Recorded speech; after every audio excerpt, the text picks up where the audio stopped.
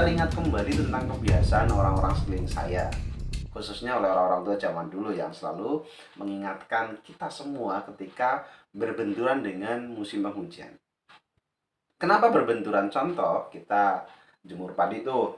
Jemur padi kan butuh panas ya. Padi sebelum digiling kan kita jemur dulu biar kering.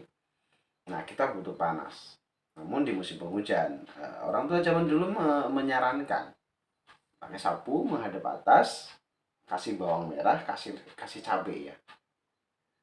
Tapi ini banyak yang berhasil loh.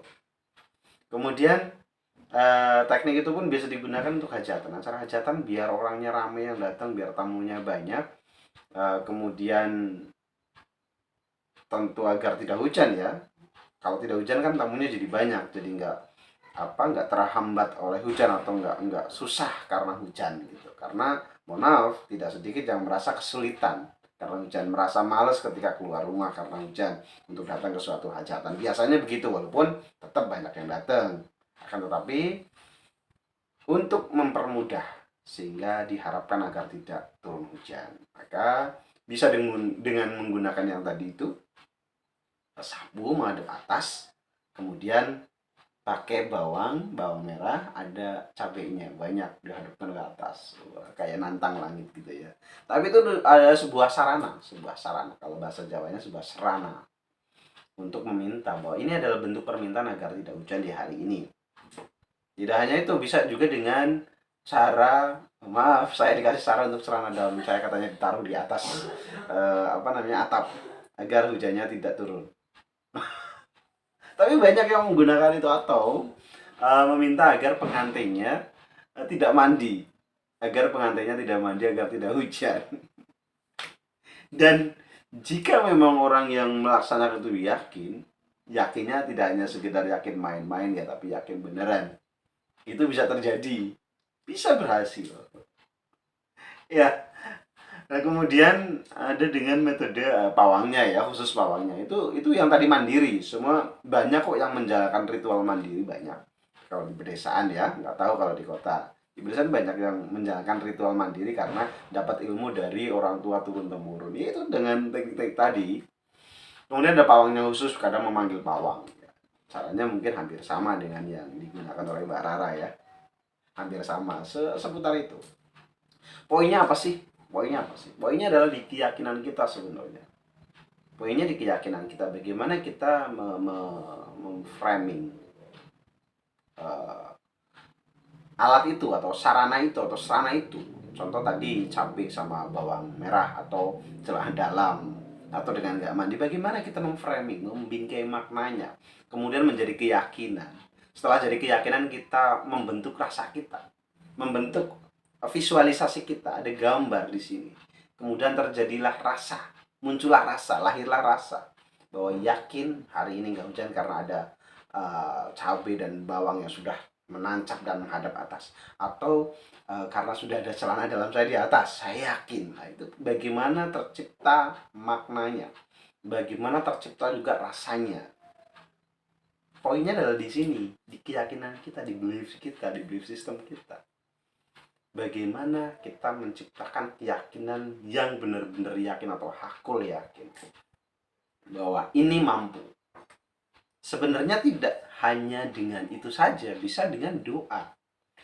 Jika yang berdoa adalah orang-orang yang benar-benar yakin, sehari, 2 hari, 3 hari ini nggak hujan, biasanya terjadi seperti itu. Biasanya ya terjadi. Yang benar-benar yakin ya, yang menciptakan rasa terus mengkoneksikan dengan para awan, langit.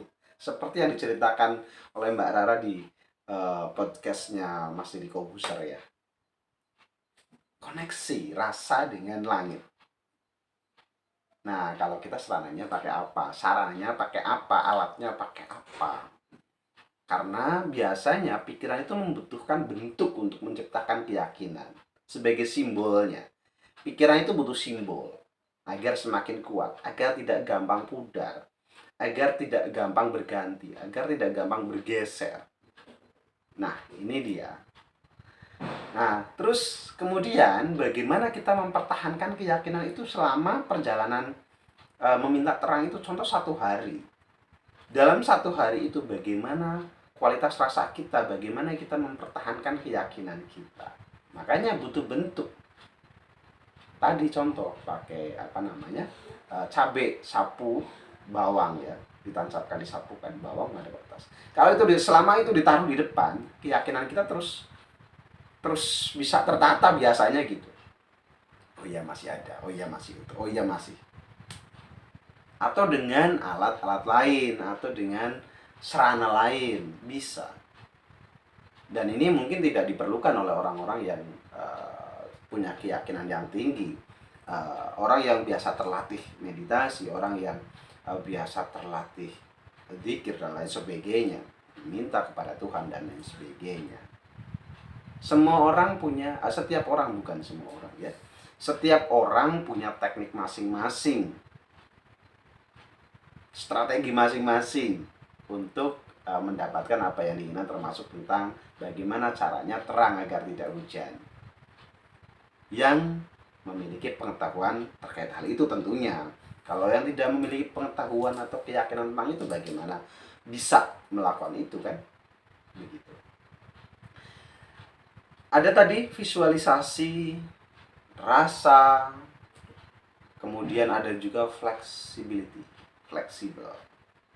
Kalau kita terlalu berambisi, tidak memiliki pengetahuan atau tidak memiliki kesadaran tentang bahwa ada kemungkinan kita melakukan kesalahan, perasaan kita, kondisi batin kita, sehingga bisa saja nanti dengan teknik tersebut juga tetap turun hujan.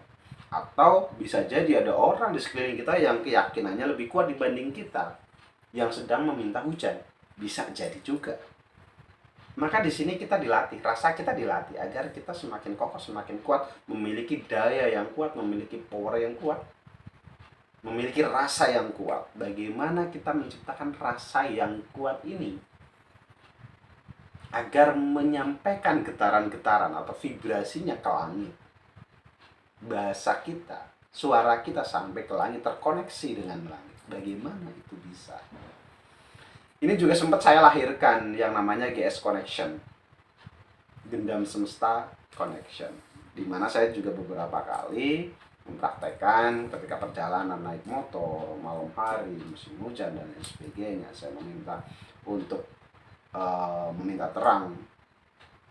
Yo, pernah gagal, tapi juga tidak jarang berhasil.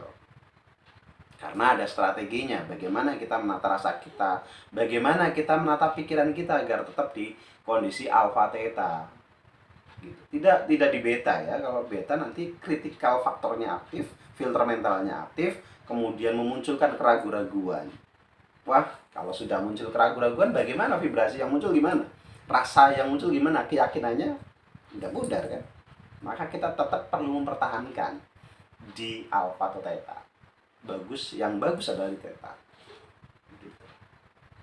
Cara mempertahankannya ada tekniknya. Jadi kalau ditanya percaya atau tidak, saya termasuk orang yang percaya sebenarnya. Saya termasuk orang yang percaya. Gitu ya. Bisa dipahami ya, mudah-mudahan bisa dipahami. Semoga bermanfaat ya.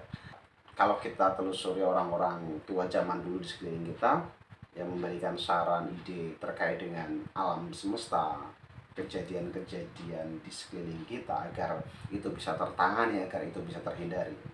Bisa jadi orang-orang tua zaman dulu itu mendapatkan ilmu dari orang-orang yang benar-benar sudah mengetahui tentang dunia batin, dunia pikiran. Bahkan kalau di logika, masuk logika. Karena kalau kita mempelajari lebih dahulu ada dunia energi dan lain sebagainya lah. Saya nggak mau melebar ke sana. Jadi coba deh praktekannya dengan penuh keyakinan. Nah, memang sayangnya di sini, kurangnya di sini. Jadi mempraktekkan hanya sebatas gugur kewajiban karena nggak enak sama orang tua. Mempraktekannya hanya sebatas udahlah ikut-ikutan, coba-coba barangkali berhasil. Memang yang mempraktekkan harusnya itu memang memupuk keyakinannya dengan hal itu bisa. Kalau memang merasa menggunakan teknik itu di beberapa kalangan ini dianggap melenceng dari tatanan agama, gunakan teknik yang ada di dalam tuntunan agama tersebut dengan cara berdoa. Tapi ingat, berdoanya dengan khusyuk. Tentu setiap agama mengajarkan tata caranya masing-masing. Biasanya ada teknik-tekniknya tentang alam ini itu dan lain sebagainya. Kuncinya adalah satu, yang menciptakan rasa. Oke? Itu saja ya, mudah-mudahan bermanfaat. Sampai ketemu di kesempatan berikutnya.